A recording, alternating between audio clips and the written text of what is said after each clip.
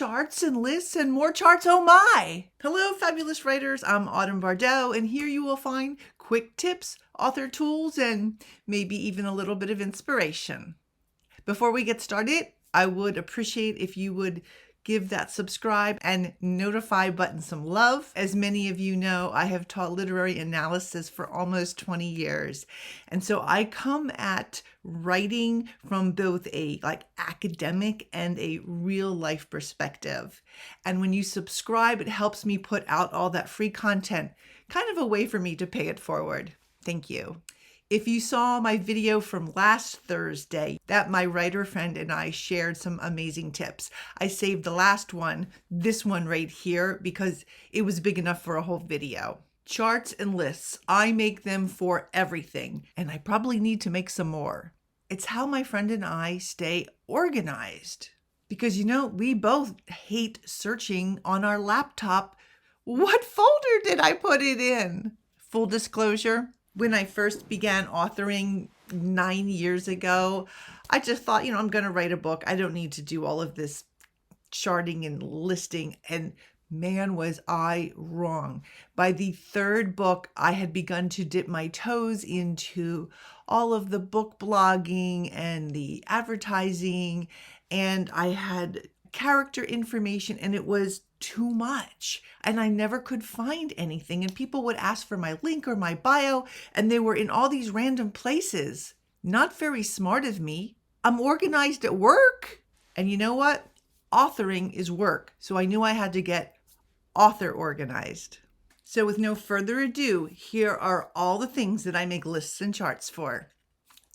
All of my buy links for all of my books on Amazon, Barnes & Noble, all of them.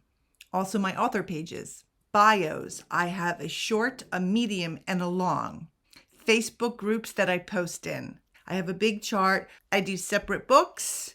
Sometimes I do a group of books, but I chart so I'm not doing the same group too often. And so I just go through the list and cycle through them. Links to my editorial reviews to Midwest, Book Review, Kirkus, and there's another one I can't remember. I didn't do this in the beginning, and I should have. It was a huge mistake.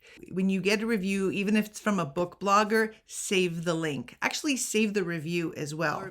I save the back of the book blurbs for all of my books. Now, a lot of times they will get tweaked over the years as I think of a better way to say something or add more of those important keywords in, and then I always date it. But that is always really fast and really handy. So I have the longer book blurb for the back of the book, or what you put on your Amazon product page. And then I have a short one-line tagline used for AMS ads or for just really short promos. I have a chart for all of my YouTube episode links so I can get to them fast. I have a chart for all of my tweets. I pre-do my tweets the week before. I just rotate all of my YouTubes going through. It makes it easy for me, and all I need to do then is just retweet or add in a new one on occasion. I add the newest one to the rotation every week. I also have a chart for all the promotion companies I've used, how much they were, if they worked, how much they needed my book to be. Some have more specifications than others. Also, I wish I had done this earlier. I found that a lot of promo companies just didn't do any good, and some were really awesome and amazing. So now I just have a chart. And I keep the ones that didn't work in there, and I just put a little line through them. That way I don't forget about them months ago and go, oh, what about that promotion company? And then I put why it wasn't working for me. For example, there was one promotion company that I thought was really good. It came recommended. And then when they sent me the photos for the promotions, I didn't care for them. And then I gave them the photos I wanted for the promotions, and they didn't use them. And I thought, okay, well, you're not listening to what I want. And the photos that you put with my book don't go. Vlad the Impaler and his lady love are not on the beach at sunset. I also have a chart for all the links to the articles and guest post blogs that I've done. I also have a list of all of the expenses for the year for tax purposes, things that I had to buy. New software, ring light, whatever it is, the Amazon ads, everything that was part of my author business, including buying photos. I have all of my social media links: Instagram, Facebook, Facebook page, Facebook groups, Goodreads, BookBubs, Pinterest. I have a lot, and it's just actually in a list, so I can just whoosh, cut and paste. And if I have a Facebook interview, I just grab that list, bam, it's right there, easy peasy. If you are querying, you definitely need a chart for your queries. You need the agent, the agency, exactly what they want, because sometimes they want a little bit of different things. When you send it out, any particulars that they have, when you heard back. And just remember, a lot of times you won't hear back anything, ever. I also have a list for my keywords and categories for each of my books. The keywords take some research time, so that list is golden. I will also add and subtract to it as needed. I also have a category list that I keep, and that is for each of my books. That way I can access it easily, see what I did for the last book, see what's working, see what I need to change. I also have a chart for my ARC reviewers. It asks things like their Goodreads link, a link to an Amazon review, of course, their email, their name, and when they've read the book, and then if they've posted the review. I also use a lot of charts for my books. The first, of course, is the character chart. I will put in a picture from the internet of, somebody I think that they might look like. I will have quirks that they have, the obvious physical description stuff, their personality type, their strengths, their weaknesses, and their character arc, what they need to overcome by the end of the novel to have character growth. I also have a world building chart. Everything from food, indigenous animals, trees, what they built their house with, landscape, weather, prayers, gods, holidays, anything. And here's an example.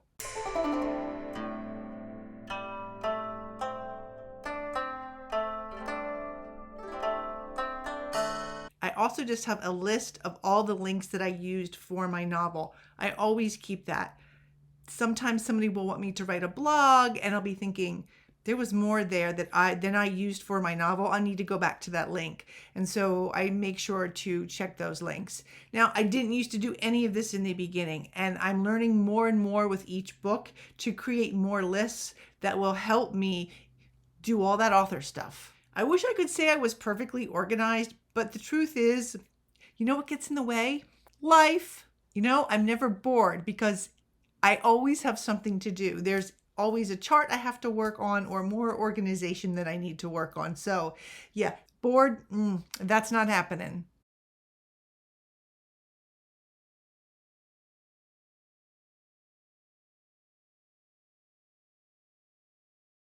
One word about your links. Make sure your links are clean. Sometimes this is kind of tricky. I will put in a clean link on a Facebook group. It will show on my phone as a dirty link. And the dirty link just is all that other gobbledygook that comes after just the link that goes right to your source. The problem with the dirty links is they don't register on the algorithms as going to your source. You want hits on your stuff, your source, your vlog or blog or Amazon page or Facebook.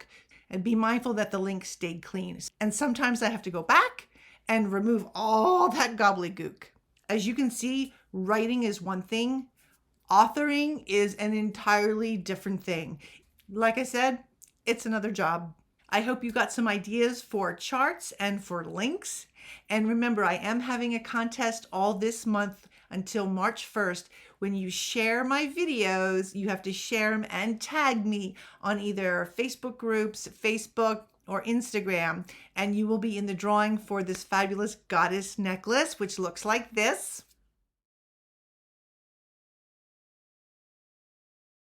Please join me next week when I discuss how to write a bio when you don't yet have any cred. Yeah, I was there. I was tearing my hair out. Never a good look for bio pictures. Now you know what you have to go out there and do. You have to dream, create, and embrace. And organize. Bye-bye.